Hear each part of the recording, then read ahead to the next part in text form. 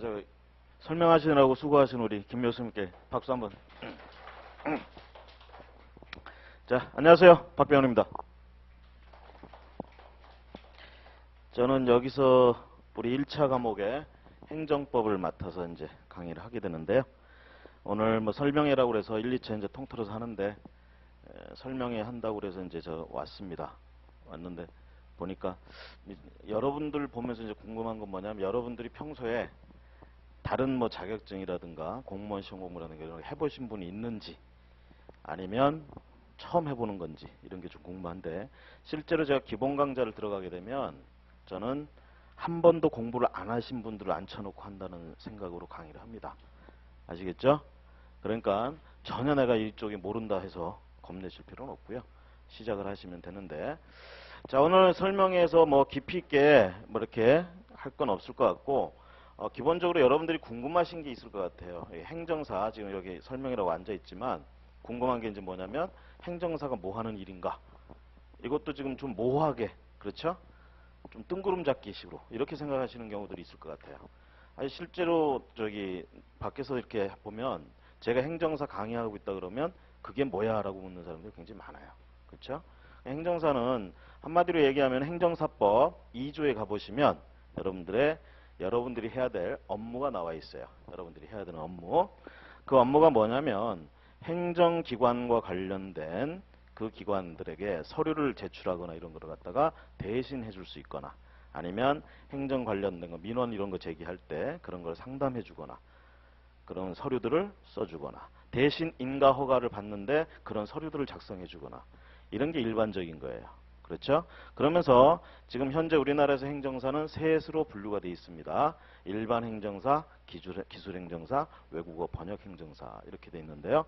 오늘 저기 그 실무진들한테 물어봤더니 이 학원에 문의가 들어오는 게 외국어 번역 행정사 문의가 좀 더 많이 들어온다고 이렇게 들었어요. 근데 저는 그걸 어떻게 분석하냐면 일반 행정사는 사실 지금 시험 합격생으로는 300명 정도 올해도 뽑았고요. 내년에도 아마 그 정도 뽑을 것 같은데 이 중에 거의 270여 명 정도가 일반 행정사예요.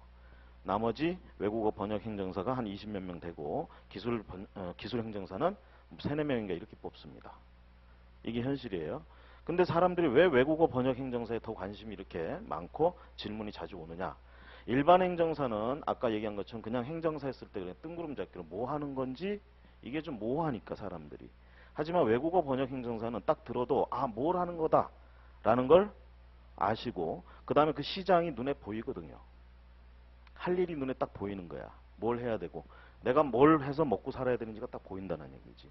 그러다 보니까 이제 거기에 관심을 많이 갖는데 외국어 번역 행정사는 말 그대로 외국에서 들어오는 서류들 또는 우리나라 서류들 외국에서 인정받기 위해서 그런 걸 중간에서 뭐 인증해주고 공증해주고 자 우리가 법무사나 변호사 쪽으로 가면 이제 법무법인들 공증 업무 이런 거 하는 건데 여러분들은 이 행정기관들에게 어떤 서류를 증명서류를 제출하거나 이런 거 할 때 그 서류를 인증을 해줄 수 있는 이런 일들을 우리가 여러분들이 외국어 번역 행정사들이 그런 걸 한단 말이에요. 사실 외국어 번역 행정사는 딱 고1에만 국한이 돼. 어떻게 보면 더 넓게 일을 할 수 있는 건 일반 행정사란 말이에요. 그렇죠? 그래서 외국어 번역 행정사를 이렇게 문의를 많이 하신 건 저는 나름대로 판단을 그렇게 했습니다. 눈에 딱 보이니까. 우리가 사실 눈에 보이지 않는 게 사실 좀 생각하기도 그렇고 어렵잖아요. 그렇죠? 그래서 일반 행정사보다 문의가 많은 것 같은데 제가 보기에는 어차피 할 거면 일반 행정사를 하는 게 좋을 것 같고요. 지금 우리 학원을 통해서 지금 벌써 5회 정도 지나왔는데 우리 학원을 통해서 합격을 하시고 그 다음에 사무실을 운영하시는 분들 이분들은 이제 저희가 또 학원에서는 프로그램을 만들어 가지고 여러분들이 시험을 보고 나면 실무 수습이나 이런 강의들을 다 만들어 놨어요. 강좌들을 그런 걸 들으시면 되는데 그분들은 이제 가끔 저기 만나서 이렇게 얘기를 들어보면 상당히 업계가 밝다 이거예요. 전망이. 처음에 1회 때부터 제가 강의를 했는데 1회 때 저는 그렇게 말씀을 드렸습니다. 행정사가 뭐 하는 거냐? 사실 그전에 행정사가 없었느냐? 있었어요. 행정사가. 그전에도. 그전에는 시험 제도는 없었고 단지 공무원들이 퇴직을 할 때 신청을 하면 주는 제도로 있었어요. 자, 그러다 보니까 이제 어떤 문제가 생기냐면 공무원이 아니었던 사람은 행정사라는 일을 하고 싶어도 할 수가 없는 거잖아요. 그렇죠? 근데 중요한 건 행정사법은 그전에도 존재를 했습니다. 그 행정사법에는 시험을 실시할 수 있다라는 그런 규정들이 있었어요. 그런데 어떻게 한 거야? 국가기관에서 시험을 실시하지 않은 거예요. 쉽게 얘기하면 이 얘기는 시험을 실시를 해야 공무원이 아닌 사람도 시험을 합격해서 행정사를 할 수 있는데 시험을 실시하지 않으니까 못하고 있는 거죠. 그렇죠? 자, 그럼 이제 어떤 의미에서 내가 뭔가 침해를 받는 것 같은 느낌 안 드십니까? 나의 기본권 같은 거. 그렇죠? 어떤 거. 나는 행정사라는 직업을 선택할 자유가 있죠. 하고 싶다면. 그렇죠? 근데 중요한 건 뭐예요? 법령에서는 행정사 시험을 실시할 수 있다고 해놓고 실시를 안 하고 있단 말이야. 결국은 내가 그런 행정사라는 직업을 선택할 수 없게 만들어놨다는 얘기죠. 내가 행정사가 되고 싶은데 공무원이 아니야. 그럼 시험을 봐서 되는데 시험을 실시하진 않아. 그래서 내가 행정사가 될 수 없어. 불행해, 행복해? 불행해, 행복해? 행복해요, 불행해요? 불행하죠? 여러분들 헌법 10조에 뭐라고 돼 있어? 행복 추구권이 규정돼 있어요. 헌법 10조에. 불행하잖아. 행복을 추구할 권리가 침해당하고 있고 직업 선택의 자유가 침해당하고 있고. 그렇죠? 결론은 행정사법에서 그렇게 시험을 실시할 수 있다고 하는데도 불구하고 공무원들이 나태해가지고 행정사 시험을 실시하지 않고 있는 그 사태를 참다 못 참고 어떤 분이 위헌소원, 헌법소원을 제기했어요. 그래가지고 결국은 행정사 시험을 실시해라 이렇게 판결이 나와서 2013년인가부터 1회 해가지고 행정사 시험을 실시하게 됐습니다. 그러면 그 전에 있었던 행정사들은 뭐다? 다 공무원 생활하다가 나와서 하시는 분들이고 그분들은 그냥 공무원 생활하다가 부수적으로 따라 나오는 자격증이니까 별 생각이 없는 거예요. 별 뜻이 없는 거야. 퇴직해서까지 내가 일을 해야 돼? 그게 아니거든. 그렇죠? 그 퇴직해서까지 일을 하고 싶은 거 워커홀릭이지 쉽게 얘기하면. 그죠? 퇴직하면 그 다음 뭐 해야 돼? 퇴직하고도 일하실래? 하기사 요즘은 뭐 사람은 또 일하는 게 또 사람의 또 그 본성이잖아요. 일을 놓는 순간 또 많이 저기 하는데 어쨌든 그 공무원 생활하고 이렇게 나오신 분들이 중요한 건 이겁니다. 공무원들이 행정을 한단 말이에요. 행정 업무를. 그럼 이 사람들이 행정에 대해서 굉장히 잘할 것 같아. 그렇죠? 그게 아니에요. 잘한다고 해도 자기 분야나 잘하는 거야. 다른 분야는 모르는 거야. 여러분들이 지금 대한민국에서 살면서 법이라는 걸 지키면서 사실 거예요. 그렇죠? 법이 지키면서 사시잖아요. 오늘도 횡단보도를 불이 바뀌면 딱 걷고 그랬잖아. 응? 여러분들은 사실 법이라는 거 이 시험 공부하러 오기 전까지는 법이라는 걸 몰랐죠. 법 없이도 사는 사람들이니까. 그렇죠? 근데 이 법이라는 걸 이제 배우게 되면은 문제는 그겁니다. 여러분들 생활하는 게 전부 법하고 관계가 있어요. 그럼 아까 좀 전에 민법 선생님이 우리 말씀하셨잖아요. 뭐 계약 어쩌고 저쩌고 이런 얘기 했잖아. 그럼 우리가 이 자격증에 시험 과목과 하고 더불어서 좀 말씀을 드릴게요. 1차만 놓고 보면 3과목이죠.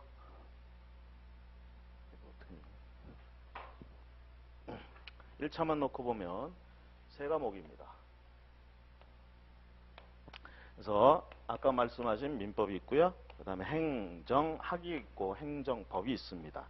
요건 학이고 요건 법이에요. 이렇게 3가지 분야로 돼 있다는 얘기죠. 그렇죠? 자, 그럴 때 요 민법하고 행정법은 끝에 법으로 끝나. 이거 법이야. 그렇죠? 근데 요거는 학문이라는 얘기죠. 여러분들 1차 시험을 볼 때 일단 크게 이질적인 게 3과목 중에 이질적인 게 요거 하나예요. 둘은 법령이고 하나는 학문입니다. 그래서 여러분들이 공부하실 때 요 2개가 차이가 너무 심하기 때문에 생각을 요거 공부할 때 마인드로 요거 접근하면 어려워요. 요거 공부하는 마인드로 또 요거 접근하면 힘들어. 그러니까 어떻게 생각에 유연성을 가지셔야 되는 거예요. 아시겠죠? 그 다음에 또 얘하고 얘가 또 같은 법으로 끝나는데 굉장히 큰 차이가 있다는 얘기죠. 이제 얘기를 할 때 이렇게 얘기합니다. 요거는 우리가 사법의 대표적인 주자다 이렇게 얘기를 하고요. 요거는 공법의 대표적인 주자다 이렇게 얘기를 합니다. 여기서 이제 사자는 사사로울 사자. 그쵸? 사인들 간에. 그냥 우리 보통 우리가 공직에 있거나 이러진 않잖아. 그죠? 우리 일반인들 이런 사람들을 사인이라고 불러. 그럼 사인들 간에 매일 하는 게 뭐야? 밥 먹고 하는 게. 오늘도 여러분들 저기 편의점 가서 껌 한 통 사고 커피 한 잔 사고 뭐 이런 거 하셨잖아요. 그것이 아까 민법 선생님이 말씀하신 계약이에요. 그렇죠? 그걸 계약을 한단 말이야. 근데 껌을 한 통 샀는데 5개들은 껌을 한 통 샀는데 4개밖에 안 들었어. 어떻게 하실 거예요? 5개들이 껌을 샀는데 4개밖에 안 들었어. 어떻게 하실 거야? 관악구청 쫓아가? 어떻게 해야 돼 일단? 그 편의점을 찾아가야죠. 그쵸? 그래서 껌 한 통, 4개밖에 안 들었다? 하나 더 내놓던가 뭔가 이거 요구할 거 아니야. 그죠? 그러면 여기서 이제 문제가 뭐냐면 그 편의점과 나하고 싸움이 된단 말이지. 그 편의점 알바가 그 껌 하나 가지고 되게 그러시네. 그죠? 그럼 나는 껌 하나가 중요해. 응? 그러다 보면 둘이 티격태격 싸운단 말이야. 그러다 멱살 잡으면 어떻게 돼요? 그러다 멱살 잡으면 어떻게 돼? 그러다 멱살 잡으면 폭행이 되는 거예요. 폭행이 되면 어떻게 돼? 삐뽀삐뽀 소리 나오죠? 그럼 어떻게 돼? 경찰서 가는 거야. 그래서 이 사람이 폭행죄가 있느냐 없느냐? 이게 묻게 되는 거지. 이거 형사 얘기예요. 근데 거기서 그렇게 해가지고 내가 껌을 하나를 더 받아내면 돼야 안 돼요? 거기서 멱살잡이 해가지고. 안 돼. 이런 걸 자력구제라고 얘기를 해. 이런 거 안 돼요. 우리나라에서는 적어도 이렇게 할 때 공권력의 힘을 빌리라고 돼 있어. 얘가 말을 안 들어먹는 거야. 그냥 하나만 내주면 제대로 된 걸로 바꿔주면 되는데 계속 결국은 나는 어떻게 돼? 법원으로 쫓아가는 수밖에 없어요. 그러면 어떻게 편의점과 나의 싸움이 되죠? 사인과 사인의 싸움이 되는 거예요. 그러면서 뭐예요? 죄를 다루는 게 아니라 뭐죠? 나는 껌값 500원을 냈어요. 껌이 5개들은 그 껌을 먹을 권리가 있어 없어? 난 지불했지. 4개밖에 안 들어있었어. 난 너무 고통스러워. 손해가 발생했어요 안 했어요? 정신적인 위자료부터 해서. 그죠? 여러분들이 흔히 맨날 신문에서 보고 인터넷에서 보고 다 그런 거예요. 응? 이 문제를 가지고 손해배상 청구 소송이 들어가는 거예요. 이게 민사예요. 거기에 적용되는 법이 이 법입니다. 이 법이에요. 근데 내가 길을 가다가 담배를 폈어요. 요즘은 이제 금연구역들 많잖아. 그래서 버스 정류장 옆에서 담배를 폈어. 단속원이 요즘 딱 오죠. 그렇죠? 그분들 중에 이제 또 단속원한테 막 욕하고 그러신 분인데 그러지 마세요. 그죠? 그분들도 다 집에 가면 귀한 자식들인데 그렇죠? 거기서 그렇게 결국은 그 사람이 근데 나는 담배를 사실은 그 정류장 10m 밖에서는 펴도 되는데 거기서 피면서 걸어 들어왔거든. 그렇죠? 근데 이걸 갖다 범칙금을 그대로 다 물리는 거야. 억울해. 그럼 그 단속원하고 나하고 싸우면 돼야 안 돼? 거기서 또 멱살잡이 하면 돼 안 돼? 안 되죠. 그러면 그 단속원을 상대로 내가 소송을 제기하나? 아니라는 얘기죠. 이건 누구하고 싸움이 되는 거예요? 응? 개인이 아니라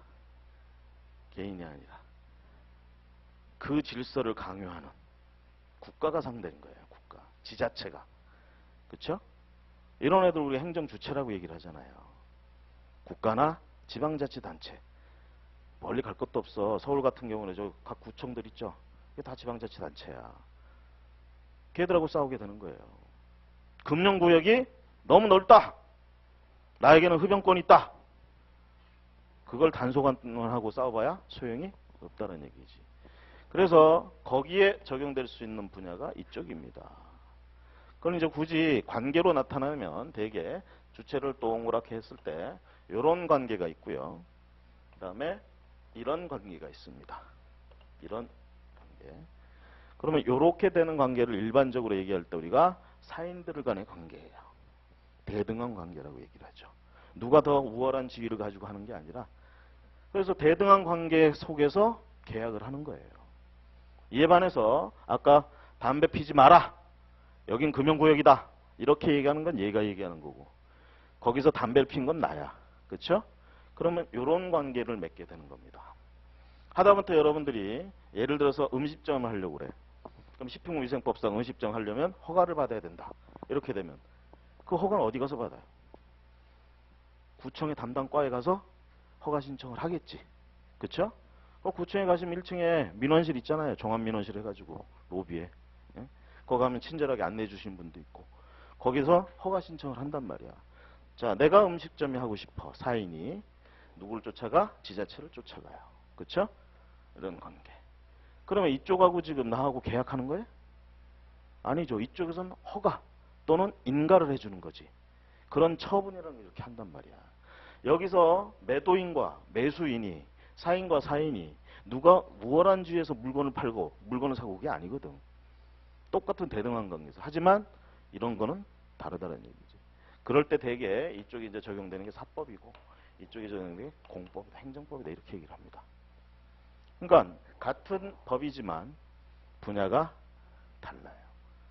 내용이 다르고 성질이 다를 수밖에 없어요.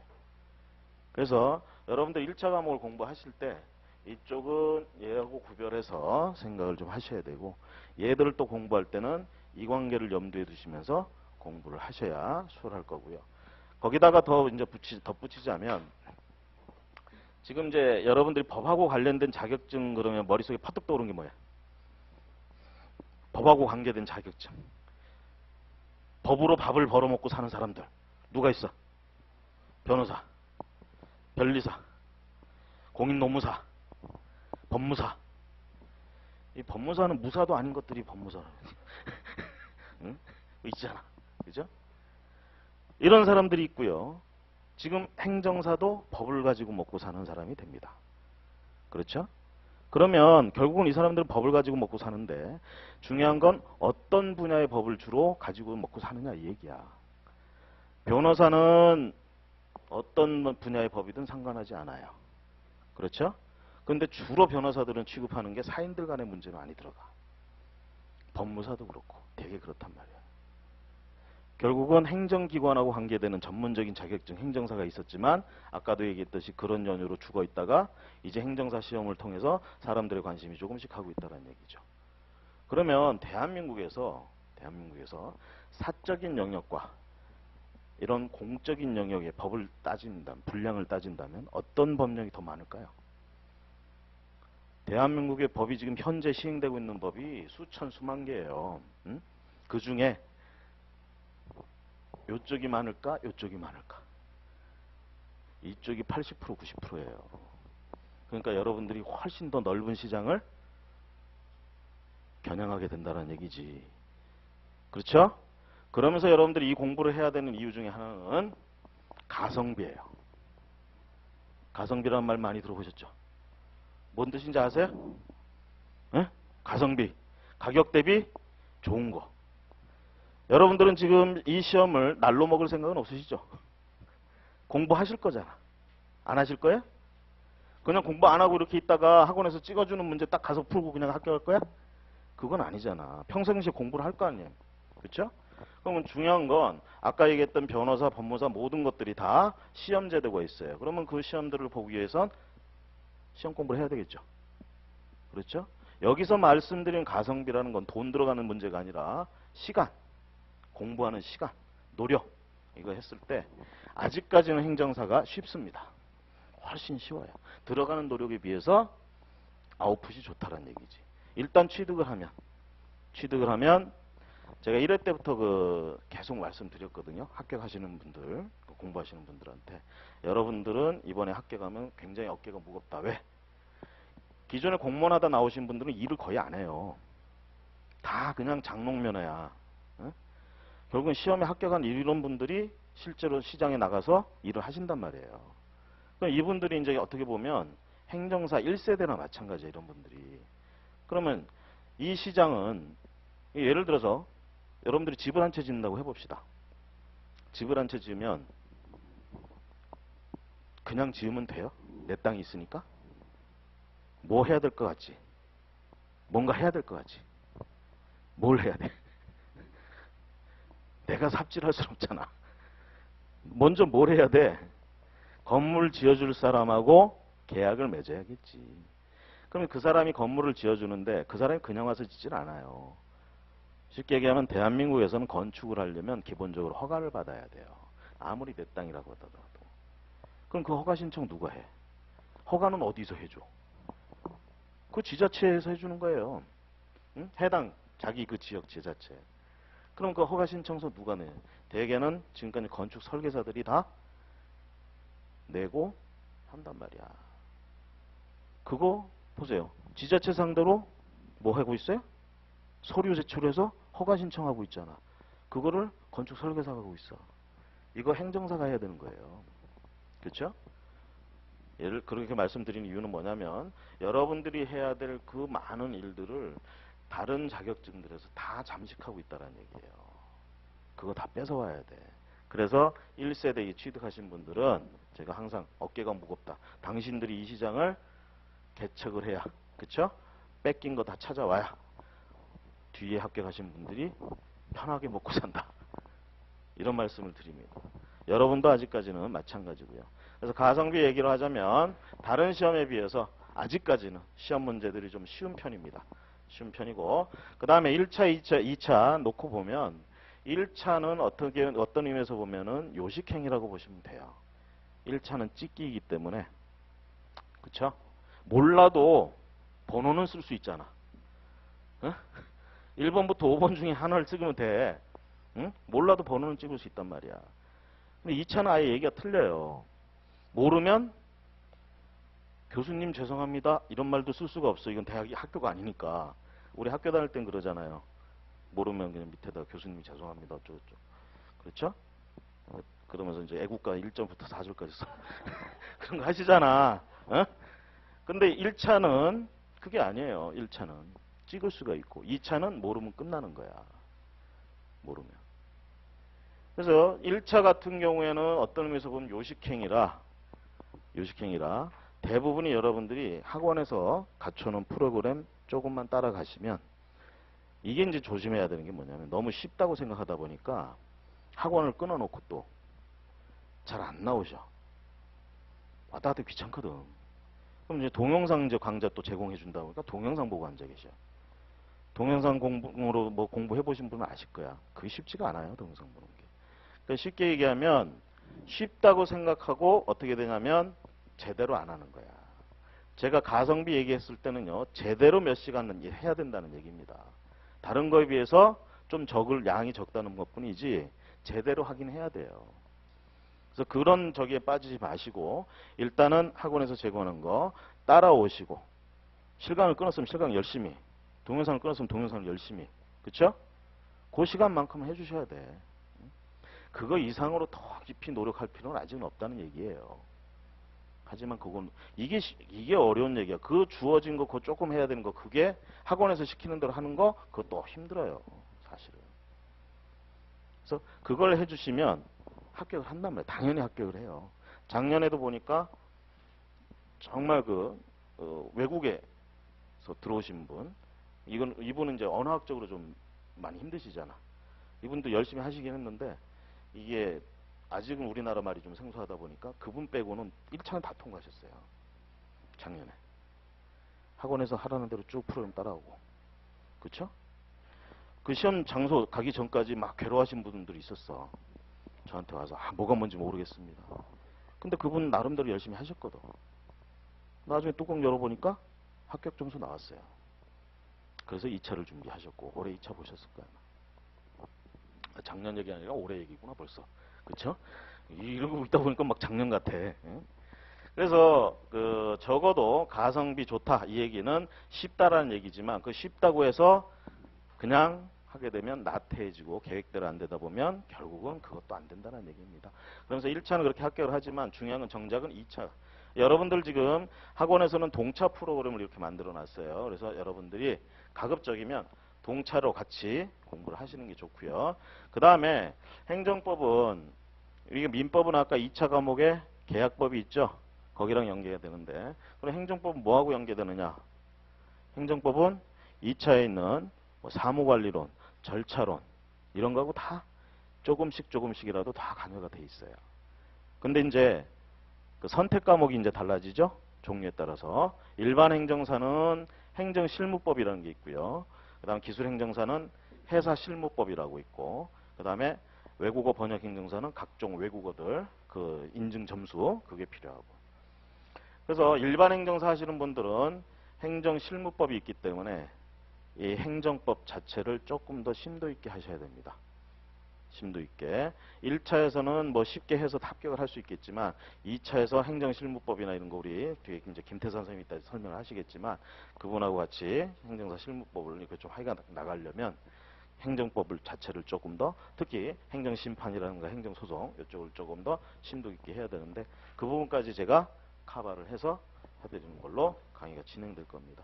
그래서 뭐 두서없이 지금 말씀을 드렸는데 저희 행정사 자체가 제가 보기엔 이 업계 자체가 저는 굉장히 전망이 밝다고 보고 있고요. 아직까지는 여러분들도 1세대 쪽에 들어간다고 봅니다. 여러분들도 합격을 하면 시장을 개척하고 해나가기 위해서.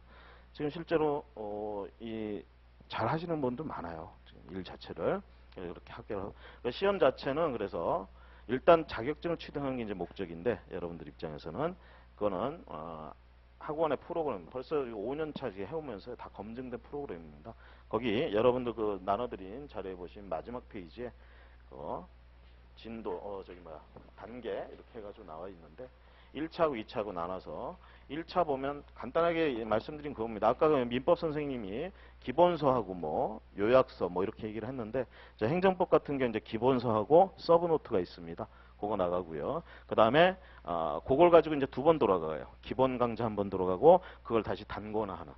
우리가 공부할 때 또 맹점이 뭐냐면 불안하면 자꾸 이 책 저 책 손을 대게 돼. 같은 거에 대해서. 그러실 필요가 없습니다. 중요한 건 시험장 마지막까지 가져가는 건 딱 한 권이에요. 과목당. 응? 그걸 단권화 시켜야 돼. 하나에다가 집중시켜야 돼. 자기가 알고 싶은 거, 알아냈던 거 전부 다 한 권에 들어가도록 여러분들이 만들어. 이걸 우리가 무기라고 그럽니다. 이런 거를. 응? 무기를 만들어야 돼. 그 과정이 기본 강좌하고 핵심 조약 강좌를 통해서 이루어지고요. 그 다음에 이제 이렇게 했으니까 시험장 가서 하실 일이 뭐야? 시험장 가서 찍기잖아. 1차. 그쵸? 근데 이 찍는 연습 안 하고 가시면요. 굉장히 힘들어요.